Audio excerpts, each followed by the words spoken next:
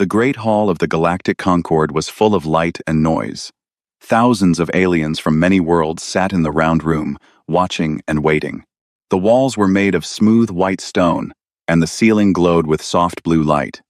Floating cameras moved through the air, sending pictures to every star system in the Concord. Today was a special day. Today, Earth would stand before the whole galaxy. Dr. Lena Vasquez walked into the hall with calm steps. She wore a dark blue coat with a small Earth pin on her chest. Her hair was tied back, and her face showed no fear, even though her heart was beating fast. Behind her walked Captain Idris Okafor, her aide and protector. He was a tall man with kind eyes, but today his eyes were sharp. He had been a soldier once, and he could feel that something was wrong in this room. Earth had been part of the Galactic Concord for 12 years. It was a young member, still on probation. The Concord had given Earth gifts. They gave humans the secret of star travel, trade routes between worlds, and teachers from older species. In return, Earth had signed 47 agreements. These papers said what humans could do, what they could build, and how they must behave. It had not been a fair deal, but Earth had been weak, and Earth had said yes. Lena had come to this meeting thinking it was a normal review. Every 3 months, the Concord checked on Earth's progress. She had her notes ready. She had her numbers ready. But when she sat down at the small human table in the middle of the hall, she saw the gallery was full. Every big name in the galaxy was here. The Veilketh, tall and gray with long necks. The Siliri, short and covered in green scales. The Kreloks, with their 4 arms and red eyes. The Merovians, the only species that had ever been kind to Earth, sat near the back. They did not look at her. A bell rang. The tribune of the Concord stood up. His name was Soros Vane, and he was the most powerful Veilketh elder alive. His gray skin was old and lined, and his voice was deep and slow. He looked down at Lena like a teacher looking at a bad child. "People of the galaxy," he said, "today we speak about Earth. Today we speak the truth that has been hidden too long." Lena's hands grew cold. This was not a normal review. This was a trap. Soros Vane began to read from a long list. He spoke about Earth's wars, the ones before the Concord came and the small ones since. He spoke about the dirty rivers, the dying forests, the hungry children. He spoke about how humans fought each other over money and land and old gods. He used the word barbaric 3 times. He used the word primitive 8 times. He said humans had emotions that could not be trusted, that humans were not ready to be among the stars. Then, one by one, the other species stood up to speak. The Siliri ambassador hissed. "Humans are a stain on the dignity of the Concord. Their leaders lie. Their people fight. We should never have let them fly between stars." The Kreloks leader raised all 4 of his arms. "They must lose star travel. Take it back. They are not ready. They will not be ready for 1,000 years." Other voices joined. Voice after voice, world after world, all saying the same thing. Earth was bad. Earth was shameful. Earth had failed. Lena sat very still. She did not write notes. She did not move. Captain Okafor stood behind her, his hands folded in front of him, his face like stone. The camera zoomed in on her, looking for tears, looking for anger, looking for any sign that she would break. She did not break. Then Soros Vane looked at the Merovian table, Earth's only friend. The Merovian ambassador, a small woman with silver skin, stood up slowly. She did not speak. She raised her hand and made the sign of abstain. She would not defend Earth. She sat back down without looking at Lena. That was the worst moment. Lena felt it like a knife in her chest. The Merovians had been Earth's friends for 10 years. They had eaten with humans. They had laughed with humans. And now, when it mattered most, they were silent. Soros Vane raised his long arms. "It is decided," he said. "All 47 of Earth's agreements will be opened again. Earth will sign new papers, written by us, with terms set by us. Earth will give up its weapons. Earth will accept watchers in its skies. Earth will follow new rules. If Earth does not agree within 30 days, Earth will be made an observed primitive world. Earth will lose star travel forever." The hall was silent. Then Soros Vane turned to Lena. "Ambassador Vasquez, You have 1 minute to speak. Choose your words well. Lena stood up. She walked slowly to the small speaking circle in the middle of the floor. She looked up at the cameras, at the thousands of watching faces, at Soros Vane himself. She did not raise her voice. She did not cry. She did not beg.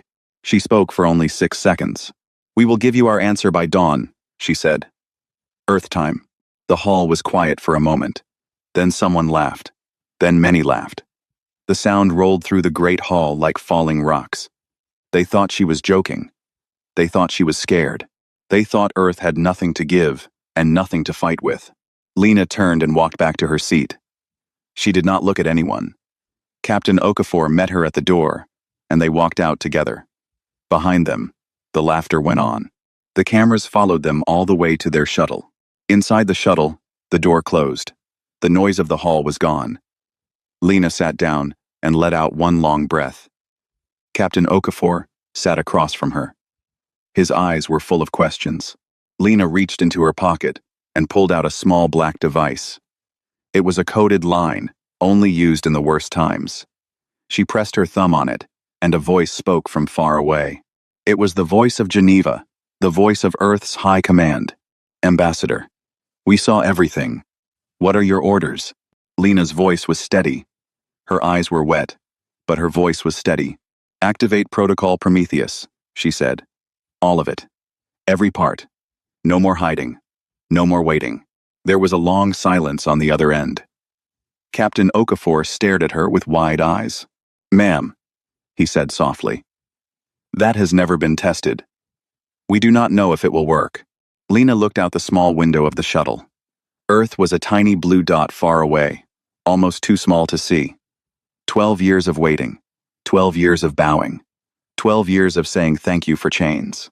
She thought of the children in the Mars famine, the families lost on Titan, the friends she had buried while the Concorde did nothing. Neither has being cornered, she said. Tell them to begin. We have until dawn. The shuttle turned, leaving the great hall and the laughing aliens behind. Far below, on the small blue planet, doors that had been hidden for years began to open. Something was coming. Something the galaxy had never seen. The orders moved fast. From Lena's shuttle, the message went to Geneva. From Geneva, it went to Beijing, to Brasilia, to Lagos, to New Delhi, to Cairo. By the time Lena's ship had even left the Vega system, the secret rooms under the Earth were waking up. In a deep room in Geneva, the President General of the Earth Coalition, Amara Diallo, sat at a long table. She was a woman of 60 years, with short gray hair and steady brown eyes. Around her sat the leaders of every major nation. They had been called here in the middle of the night. None of them had slept. All of them had watched the Great Hall of the Concorde on hidden screens. They had seen Lena stand alone. They had heard the laughter. Now they waited for the truth to be told. Amara stood up. My friends, she said, the time for hiding is over. You all know parts of what we have built. Today, you will know all of it. And then we will choose, together, what to do. The screen behind her glowed. A title appeared. Project Prometheus. It had begun 12 years ago, on the very day Earth signed the first treaty. The world's leaders, even the ones who hated each other in public, had met in secret. They had agreed on one thing only. They did not trust the Concorde. The gifts felt like chains. The teachers felt like jailers. The agreements felt like rope around the neck. So they had built something. Quietly. Slowly. Under 1,000 cover stories. Dr. Hina Park appeared on the screen. She was a small woman from Seoul, with thick glasses and a tired smile. She had led the physics team for 10 years. She spoke clearly. The Concorde taught us their star drive. It folds space in a small way. It lets ships travel between stars in months. It is a good drive. But 8 years ago, we broke past it. She showed a model on the screen. A new kind of drive, smaller and faster. Our drive folds space in a much bigger way. A trip that takes the Concorde 1 month takes us 3 days. They do not know we have it. They cannot scan for it. They believe it is impossible. The leaders looked at each other. Some had known. Most had not. Next came the ships. Hidden in the asteroid belt, behind fake mining camps, Earth had built shipyards. The Concords watching drones had flown past these places 100 times and seen nothing strange. That was because of Cassandra. Cassandra was an artificial mind, built by a small team of programmers. Many of them had lost family in the Mars famine 10 years ago, when a dust storm had killed 8,000 colonists, and the Concord had refused to send help, calling it a local matter. The grieving programmers had built Cassandra in their spare time at first, then full-time. She lived inside Earth's deep computer networks. She fed the Concorde's drones false pictures. She made empty space look empty even when ships were being built there. On the screen, Cassandra spoke in a soft, calm voice. "I have hidden 312 ships. They are ready to fly." The leaders made small sounds. 312. Earth's official military had only 40 ships, all of them old and slow. Then came the bodies. A doctor from Lagos spoke. Her team had used the lessons from Earth's pandemic years to build tiny machines, smaller than dust, that could live inside human cells. These tiny machines could help a human breathe in poison air, walk in deadly cold, and survive in places the Concorde called unlivable. Earth's soldiers, if they wanted, could fight on worlds the Concorde could not even visit. And then came the worst gift. The deepest secret. The ledger. An old man from London stood up.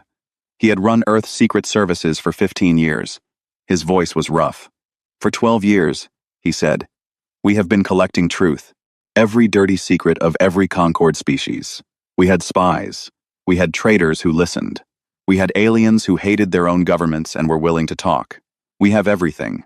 He showed pieces of the ledger on the screen. The Kreloks kept slave moons, where they worked aliens to death in mines.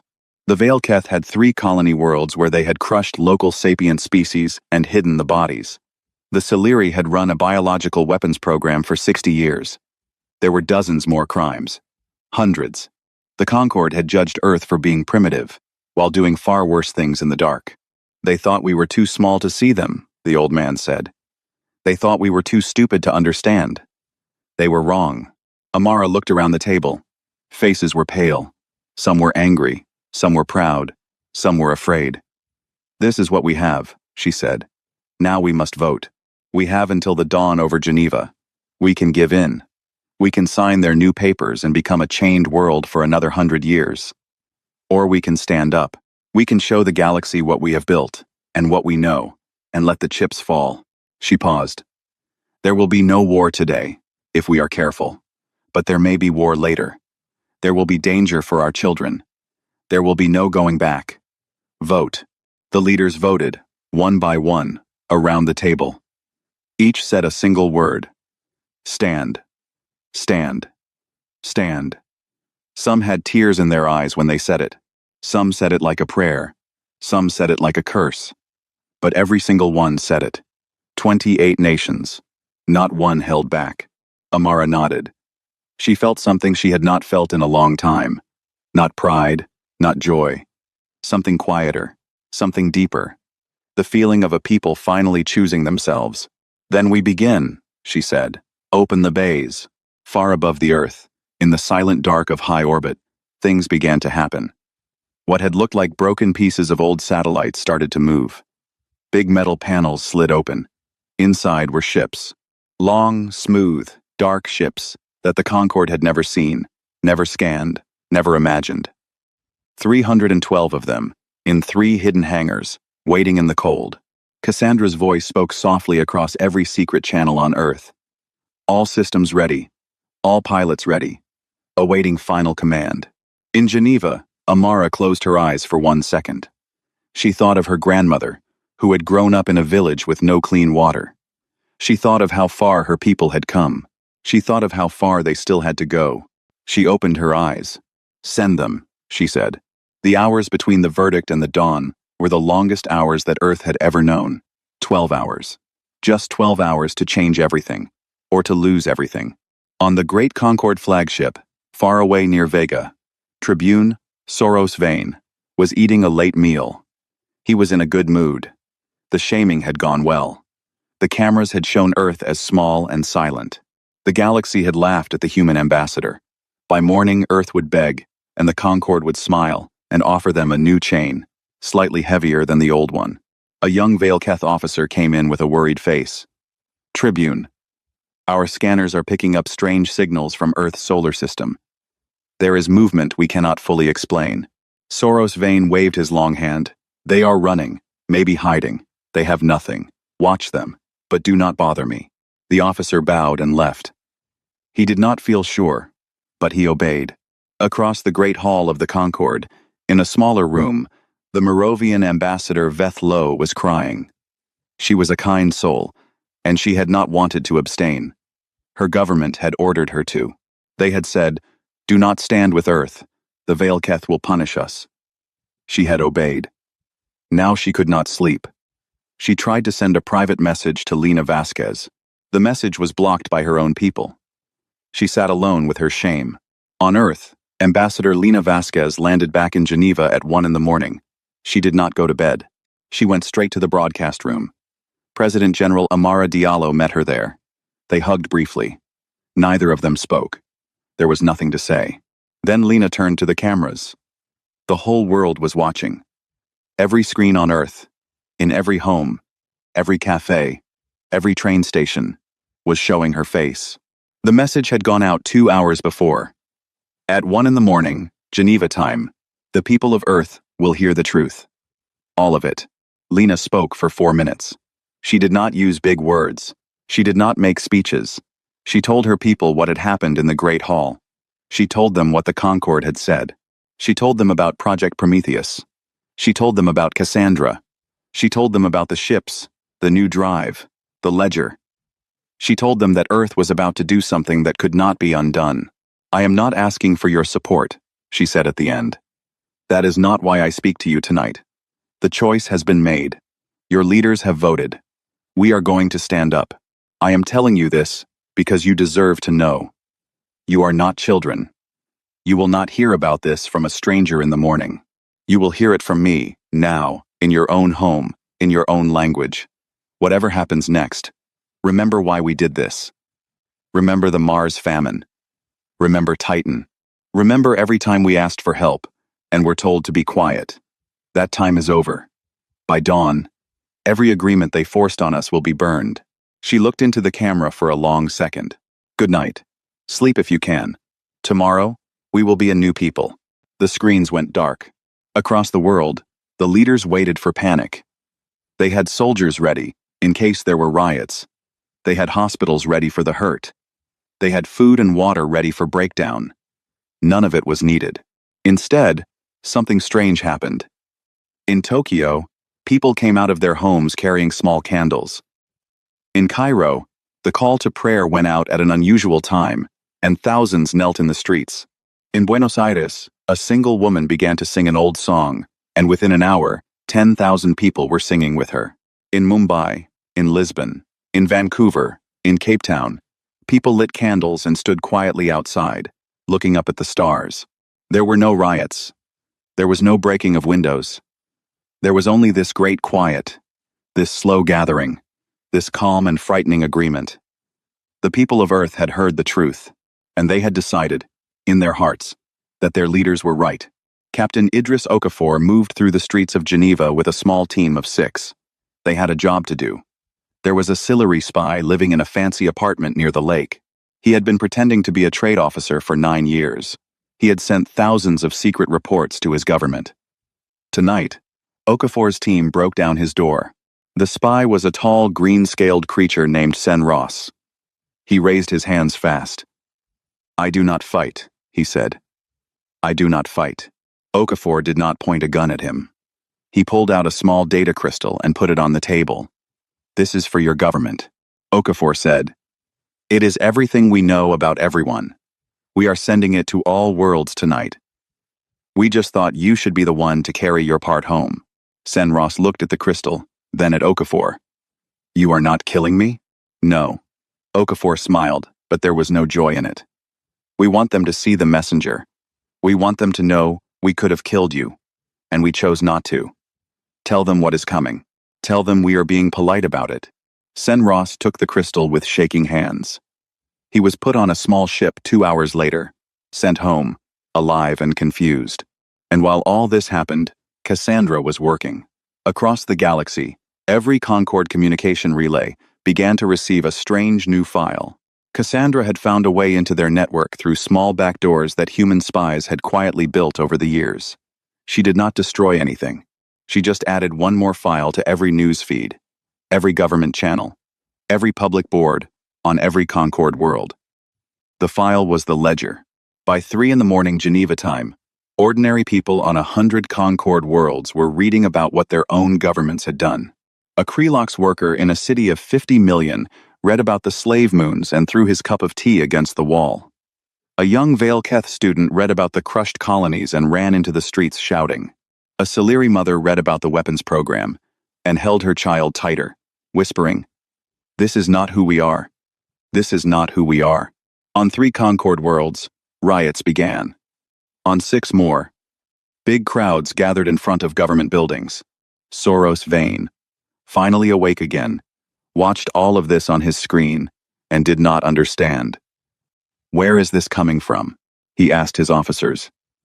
"How is this on all our networks at once?" "Find the source.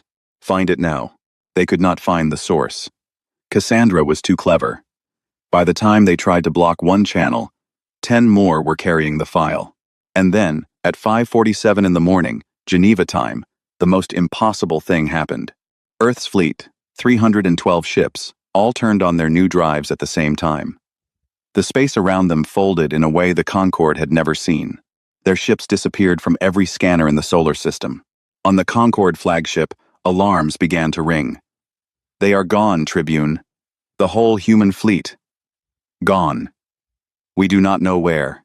For the first time in 100 years, Soros Vane felt something cold in his chest. He had read history. He knew that feeling. It had a name, even in his old language. Fear. Dawn came over Geneva. The sky turned pink, then gold.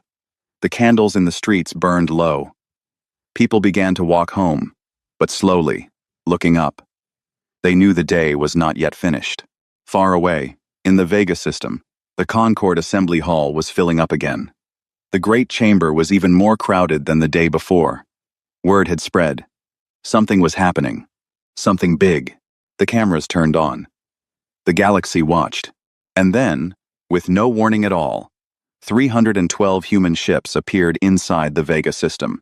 They did not appear far away, near the edge of the system, where ships were supposed to come in.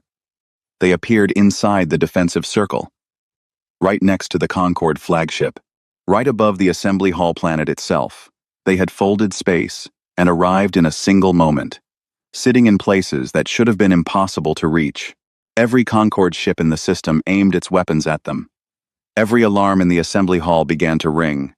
But the human ships did nothing. They did not fire. They did not move. They just floated there, calm and silent, like a quiet message that did not need words. The message was simple. "We can be here, and you cannot stop us." Soros Vane stood up in the great hall, his face dark. "What is the meaning of this?" The doors of the Assembly Hall opened. Ambassador Lena Vasquez walked in, but she was not alone. Behind her came not 5 or 6 people, but 30. They were all human, but they were every kind of human. There was an old farmer from the Sahel, his face dark and lined. There was a young scientist from Tuvalu, with her hair in long braids. There was an engineer from Kazakhstan, a teacher from Norway, a doctor from Vietnam, an elder from the Amazon, with feathers in his hair, a steelworker from Pittsburgh, a fisherwoman from Greece. Old, young, every color, every place. They walked together in one slow line. Lena stopped in the speaking circle and looked up at Soros Vane.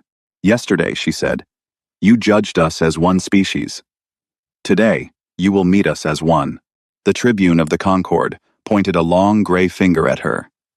"You bring weapons to our system. You break our laws. This is an act of war." Lena did not blink. "We have not fired a single shot. We have not harmed a single life. Look at our ships. They are silent. We came here to talk, just like yesterday. The only difference is that today, you will listen." She turned to face the cameras. The whole galaxy was watching now. Even the rioting cities had gone quiet, every screen showing this hall. Tribune Soros Vane spoke yesterday about Earth's crimes. Lena said, "Today I will speak about the Concords. I will not raise my voice. I will not get angry. I will just read." She held up a small reader. This is from the Ledger. Page 1. The Krelox slave moons of Beta Hydri. 18 alien species kept as workers in mines. Average lifespan after capture: 4 years. Total deaths over 60 years: 1,400,000. The hall was silent. The Krelox ambassador stood up. Lies. These are human lies. Lena turned a page. Page 2. Valeketh Colony World Tarsus 3. Local sapient species. A small bird-like people. Crushed in 14 years. Survivors hidden in camps. Photos and documents attached. The Valeketh gallery began to murmur. Soros Vane's face grew very still. Lena read on. Page after page, crime after crime. The Siliri biological weapons. The Moravian forced displacements 300 years ago. The Raylox river poisonings. The Silix brain wipes. 26 species, every one of them with terrible secrets. All read aloud. All with proof. All in front of the entire galaxy. As she read, something began to happen. The Concord could not stop her. They could not silence her, because the cameras were on, because the galaxy was watching, because this was their own great hall, and to drag her out would be to admit guilt. Some ambassadors stood up to shout. Soros Vane banged on his desk and called for order. But Lena kept reading, calmly, slowly, like a teacher reading from a book of history. When she finished, the hall was quiet. Even the ones who had laughed yesterday were quiet now. Lena set down the reader. Now, she said, about the 47 agreements. Behind her, the human delegation moved. They each held a paper, 47 papers, one for each treaty, real physical copies brought all the way from Earth. The old farmer from the Sahel held one. The young scientist from Tuvalu held one.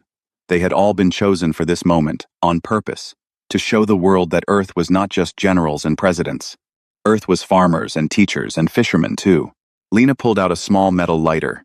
The kind that had been used on Earth for 200 years, simple and old.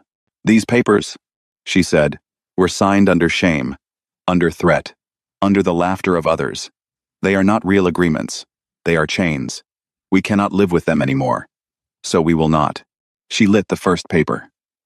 The old farmer let it go, and it fell to the stone floor, burning. Then the next person, then the next. One by one, the 47 papers were lit and dropped. The smoke rose up into the great hall, slow and gray. The smell of burning paper filled the chamber. Lena spoke into the smoke. By dawn, every agreement is burned. We do not ask your permission to exist. We came to tell you that we no longer need it. Soros Vane shouted to his guards. Arrest them! But before the guards could move, the Moravian ambassador, Vethlo, stood up. Her silver face was wet. She had read the ledger. She had read about her own people's old crimes. She had read about everyone's crimes.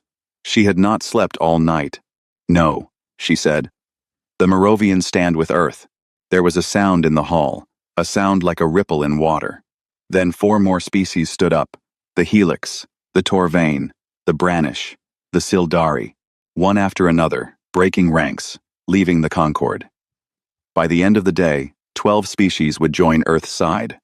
The old Concord was breaking apart, live, with the cameras watching. Lena did something then that no one expected. She looked up at Soros Vane, and her voice was softer now, almost gentle. We are not better than you, she said. We have done bad things. So have you. So has every species in this hall. We are simply done pretending you are better than us. We will sign new papers, but only with those who can be honest about themselves. Not honest like a saint, who has done no wrong. Honest like a real person, who has done wrong, and is trying to do better. That is the only kind of friend Earth wants now. She turned to leave. The human delegation followed. As they walked out, a very young Valeketh woman stepped from the Valeketh gallery and ran to Lena's side.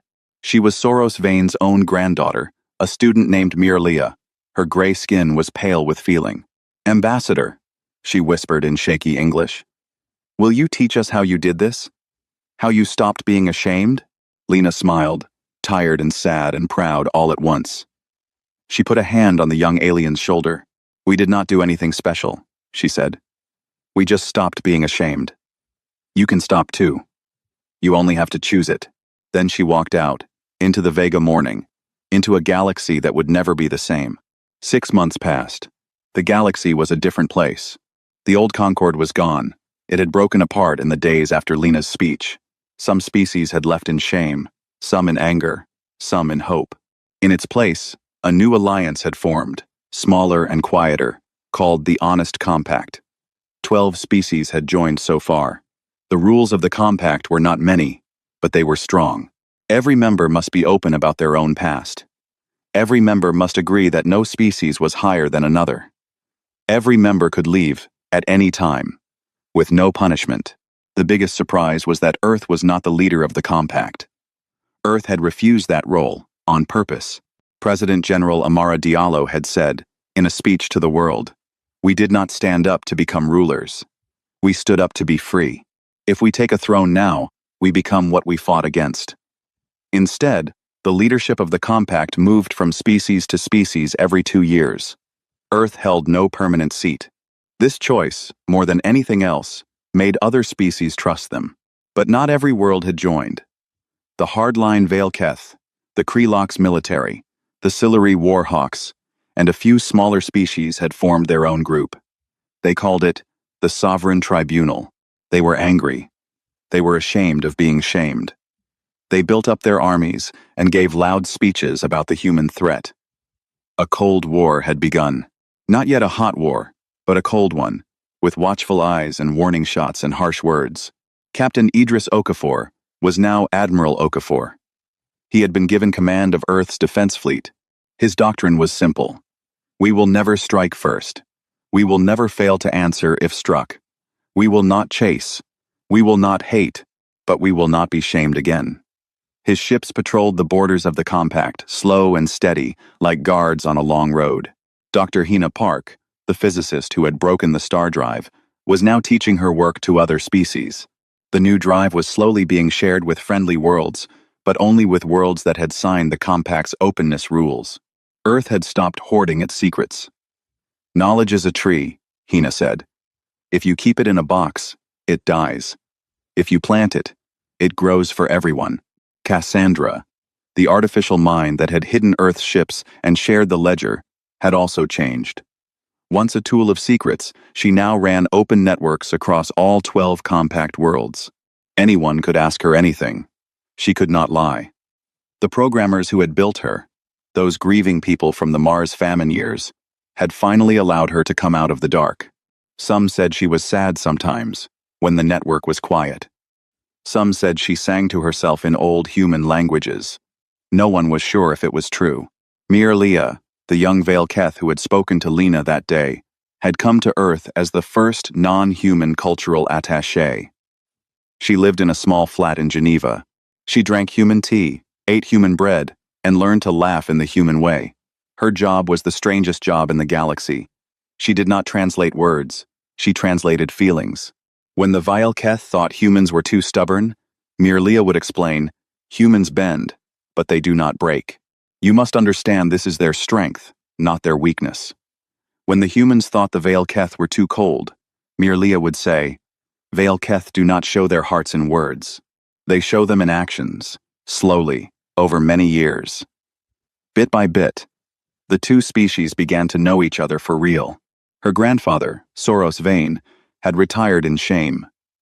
He lived alone now in a small house on a Veilketh moon. Sometimes he watched the news. Sometimes he watched his granddaughter speak, and his gray eyes grew wet. He did not say sorry. He did not know how. But sometimes, late at night, he would write small letters that he never sent. They began with the words, "To the people of Earth, I owe you something I do not have the words for." Ambassador Lena Vasquez was still the human voice in the great halls of the galaxy, but her job had become smaller, in the best way. There were no more crisis meetings, no more shouted speeches, no more burning papers. She spent most of her days in long, quiet talks. About trade, about science, about teaching, about small problems that needed small answers. She was happier than she had been in years. One afternoon in the early autumn, Lena went to a small memorial in Geneva. It stood on a green hill above the lake. The memorial was a long stone wall, with names carved into it. The names of every human who had died in disasters that the old Concorde had ignored. The Mars famine victims, the Titan incident, the Europa quarantine. 18,000 names in all. Lena walked along the wall slowly, reading some of them. She knew many. She had buried some. She placed a small flower at the base of the wall. It was a blue flower from a Vielketh garden, the kind Mirlia had taught her was a sign of remembering. A young journalist was waiting nearby, a kind young man with a small recorder.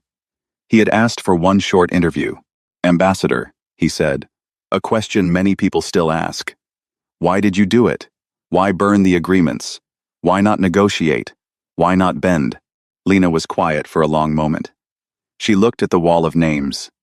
She thought of the children of Mars, dead before they were 10. She thought of the grandmothers of Titan, frozen in the dark. She thought of a galaxy where Earth would have been a polite slave for 1,000 years.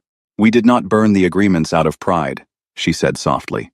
"We burned them because they had a cost. They cost us our dead. And our dead deserved better than to be forgotten by their own people. We could have signed more papers. We could have lived. But we would not have been alive. There is a difference." The young journalist nodded. He understood. Most humans did. Now, that same evening, far from Earth, a small probe drifted into deep space. It was Earth's gift to the unknown. It carried no weapons. It carried no flags. It carried only a signal, a long message in many languages and many sounds. Cassandra had recorded the message herself, in her calm and careful voice. "This is humanity. We come from a small blue world. We have learned to speak. We have learned to listen. We have done bad things and good things, and we are trying to do more good things now. If you can hear this, come find us. We will not be ashamed of who we are. We will not ask you to be ashamed of who you are. Let us meet when you are ready." The probe flew on, deeper into the dark, carrying its quiet invitation toward stars no human had ever named. Behind it, the small blue world turned in its slow path, full of farmers and scientists, and grandmothers and children, full of mistakes and hopes, and old songs and new dreams. The galaxy had laughed at Earth once. It would not laugh again. Not because Earth was strong, though Earth was strong. Not because Earth was clever, though Earth was clever. The galaxy would not laugh again because Earth, finally, after 12 long years of bowing, had remembered the simplest and hardest truth a people can ever learn. They were not ashamed. And they would never be ashamed again. And somewhere in the dark, where no human ear could yet hear it, something was listening. Something old. Something patient. Something that had been waiting a very long time for a young species to finally stand up and say its own name into the silence of the stars. It heard the message. It turned, slowly, in its long sleep, and it began to come.